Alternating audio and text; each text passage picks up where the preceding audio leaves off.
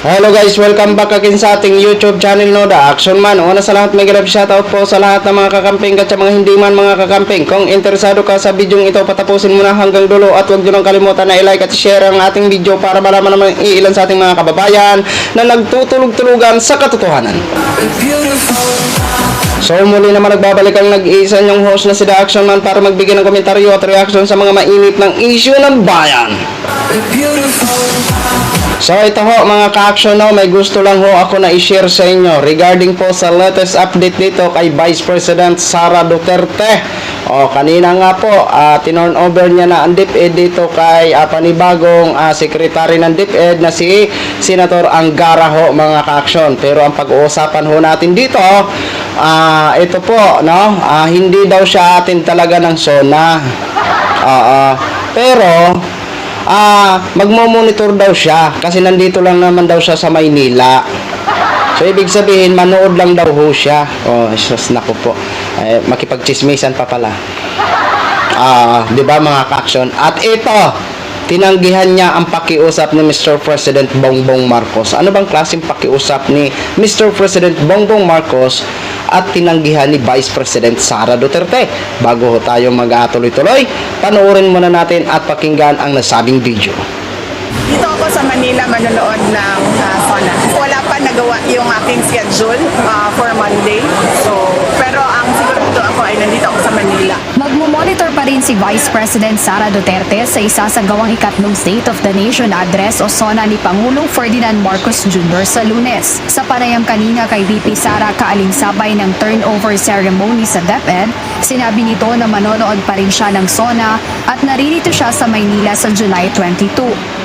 Alam niyo mga ka-action, mga kakamping, kahit hindi man aminin ni Vice, no, masakit din sa kanya o masakit ang loob niya na hindi makapunta ng SONA.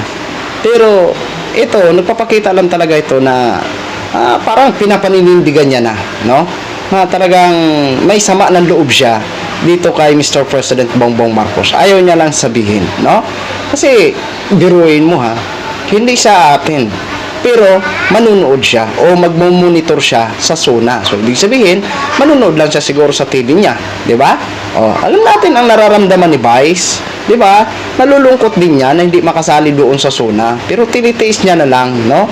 At pinapakita niya sa tao na talagang okay pa rin sila ni Mr. President Bongbong Marcos. Pero alam po natin na may sama siya na kinikimkim sa kanyang dibdib dito kay Mr. President Bongbong Marcos.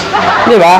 Kahit aminin mo ang Vice o hindi, alam namin ang nasa loobin mo. Malungkot at medyo may kasamaan ang loob mo. Di ba? So tayo pa kaya hindi marunong mag-psycho-psycho, di ba?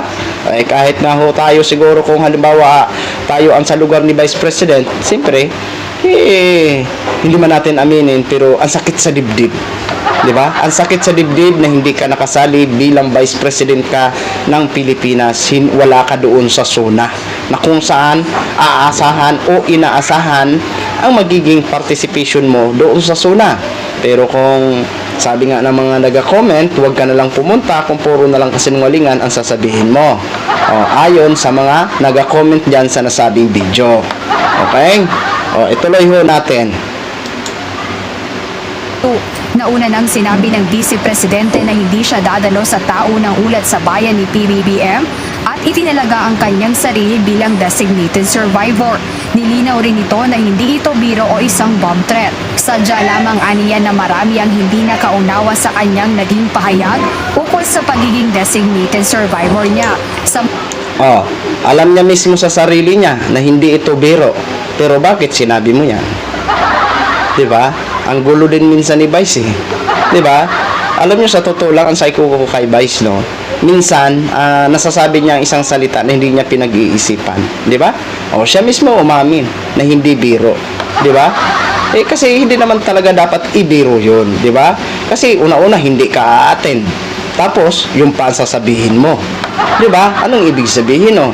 Siyempre magiging negative ang isip ng ating mga kababayan, pati na mismo.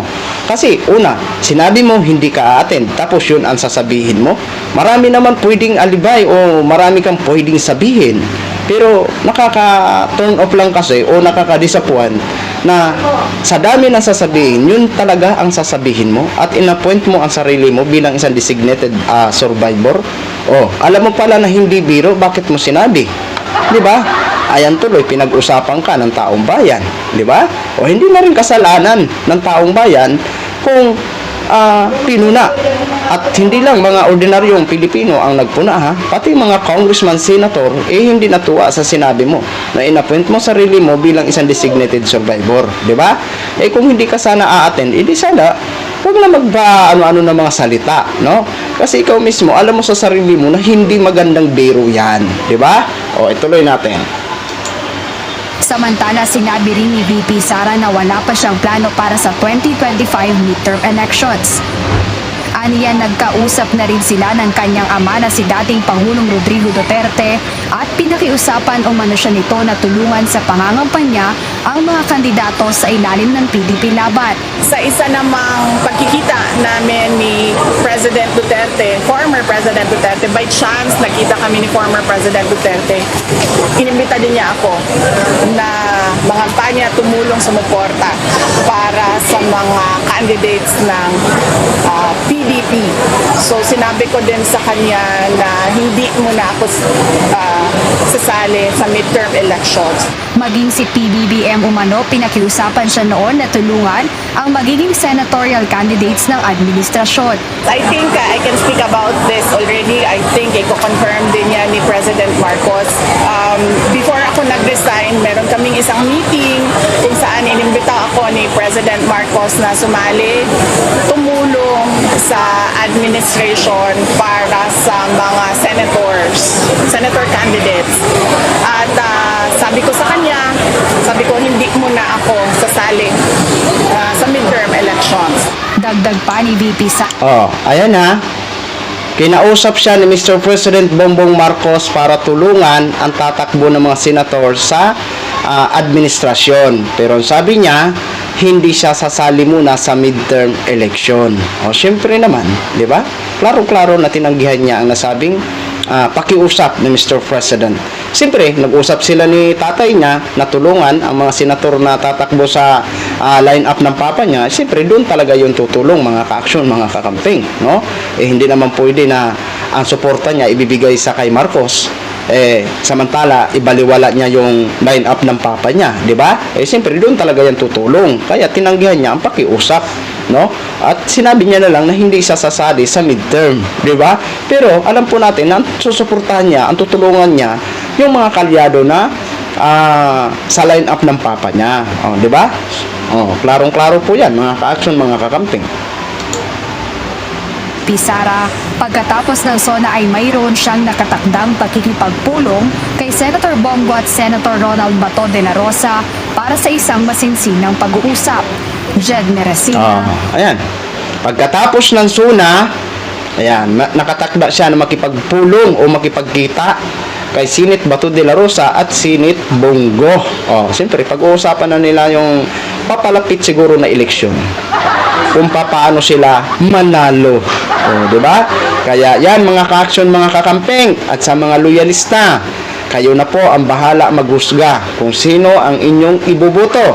Basta ako, ang pinakamalaking tama na tao ang gusto kong iboto na may kapasidad, abogado at may dignidad. Di ba? So yun lang ho mga ka-action, gin-share ko lang ho sa inyo. Maraming salamat po sa ating mga viewers Luzon, Visayas at Mindanao all over the world. Excuse me po, ako po ang inyong lingkod, si The Action Man. Good evening everyone. Beautiful.